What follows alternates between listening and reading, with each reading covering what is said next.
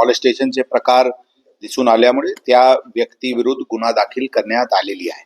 कोणताही लोकप्रतिनिधीचे मला किंवा आमचे कोणताही अधिकारीला या विषयावर कधीही फोन आला नाही.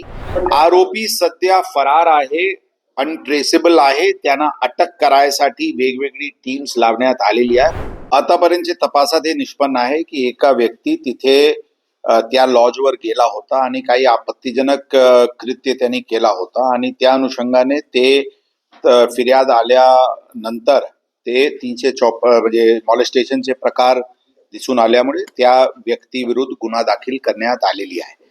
त्या व्यक्ती ज्यावेळी तिथे गेला होता आणि ते त्या लॉज चे मॅनेजर किंवा इतर लोकांनी त्यांना पकडला, त्यावेळी त्यांनी हे सांगितला होता तिथे की आमच्याकडे काही आणखी पत्रकार होते आणि आम्ही स्टिंग ऑपरेशनसाठी आलो होतो. परंतु यामध्ये तपास अनुषंगाने जे काही सीसीटीव्ही आणि इतर सर्व टेक्निकल तपास करण्यात आलेली आहे, त्यामध्ये त्या परिसरात ते एकटाच होता आणि त्यांच्या सोबत कोणीही नव्हता अशा प्रकारचे तपासात स्पष्ट झालेली आहे. ते आरोपी सध्या फरार आहे.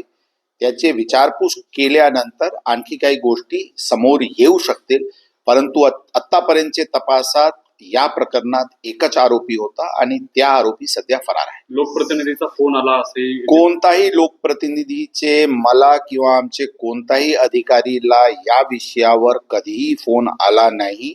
यामध्ये जे काही कारवाई करण्यात आलेली आहे ते फिर्याद अनुषंगाने आणि आवश्यक तपास, आवश्यक जे पुरावा टेक्निकल एव्हिडन्स प्राप्त झालेले आहे त्या अनुषंगाने झालेले आहे. पूर्णपणे खोटी गोष्टी आहे की यामध्ये काही लोकप्रतिनिधी यांचे फोन पोलीस आयुक्त किंवा इतर अधिकारीला आला, यामध्ये काही तथ्य नाही आहे. रुपाली पाटलांचा एक अर्ज तुमच्याकडे आलेला, नेमका तो अर्ज काय आहे आणि त्या अर्जामध्ये त्यांनी काही इतर पत्रकारांचे नाव घेऊन हे काही साजिश आहे अशा प्रकारचे काही मुद्दे उल्लेख त्या पत्रामध्ये केलेली आहे. परंतु त्या पत्रामध्ये जे काही माहिती त्यांनी दिलेली आहे त्याबद्दलची कोणत्याही प्रकारचे कोरोबरेटिव्ह एव्हिडन्स त्यांनी पोलिसांकडे दिलेली नाही आणि त्या जे मुद्दे उपस्थित केलेले आहेत त्या मुद्द्याचे पूर्ण आतापर्यंतच्या तपासात त्यामध्ये कोणत्याही प्रकारचे तथ्य दिसून आले नाही,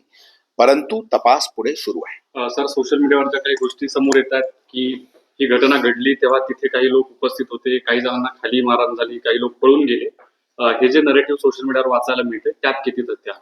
मी सांगितले त्यामध्ये कोणत्याही प्रकारची तथ्य नाही. एकटाच व्यक्ती होता. ते खरी गोष्टी आहे की त्यांना पकडण्यात आला. तिथे काही लोकांनी त्यांना त्या स्पॉटवर काही मारहाण पण केली होती. त्या भौतिक अशा वाटते की त्याने बचावसाठी काही दुसरा नरेटिव्ह त्यांनी त्यावेळी सांगितले असावी, परंतु तपासामध्ये इतर कोणीही त्या प्रकरणात त्यावेळी तिथे यात किंवा त्या काळात तिथे उपस्थित होते यामध्ये कोणत्याही प्रकारचे तथ्य दिसून येत नाही. सर, एक शेवटचा प्रश्न की तुम्हाला या सगळ्या प्रकरणात आरोपीला वाचवण्यासाठी म्हणून काही लोकांनी फोन केले असं जे म्हटलं जातंय, तर तसं काही आहे? मला कोणताही प्रकारची फोन आरोपीला वाचवण्यासाठी किंवा गुन्हा दाखल करू नये यासाठी आलेली नाही. आरोपी स्वतः काही फोन नक्कीच केला होता की आमचेवर अशा प्रकारचे फिर्याद आलेली आहे आणि त्यामध्ये तथ्य नाही, आपण तपासून कारवाई करा अशा प्रकारचे आग्रह केला होता.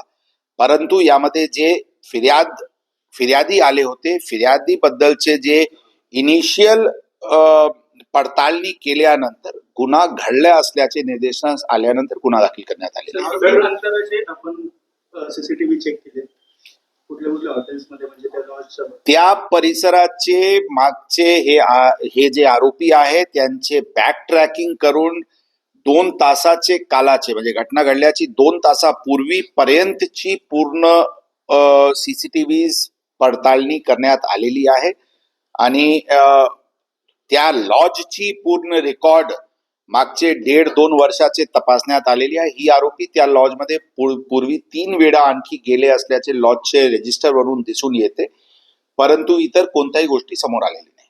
सर, रुपाली पाटील यांनी का आपल्याकडे अर्ज दिलाय, काही पत्रकारांची नावं दिली आहेत त्यात, पण त्याबाबत काही पुरावे दिलेत का फक्तच तक्रार? मी सांगितले त्यांनी कोणत्याही प्रकारचे कोरोबरेटिव्ह पुरावा त्या अर्जामध्ये आतापर्यंत जे आमचे निर्देशनात आलेले आहेत दिलेली नाही, परंतु यामध्ये तपास सुरू आहे आणि त्यांनी कोणत्या आधारेवर ही मुद्दे उपस्थित केलेली आहे त्याबद्दल पण चौकशी करण्यात येईल. सर त्या लॉजमध्ये वेश्या व्यवसाय चालतो हे खरं आहे का? आणि हे खरं असतं तर आपण काही कारवाई केली आहे का? त्या विषयावर आवश्यक पडताळणी करण्यात येत आहे. आतापर्यंत तशी काही गोष्टी समोर आलेली नाही. जे काही जर पीटा ऍक्ट अंतर्गत जे इलिगॅलिटीज आहे, रनिंग ऑफ अ ब्रॉदेल हाऊस असतील, soliciting in a public place असतील, तशा प्रकारची जे काही इलिगॅलिटी समोर आला तर नक्कीच त्याच्यावर कारवाई होईल. आरोपीचं काय स्टेटस आहे?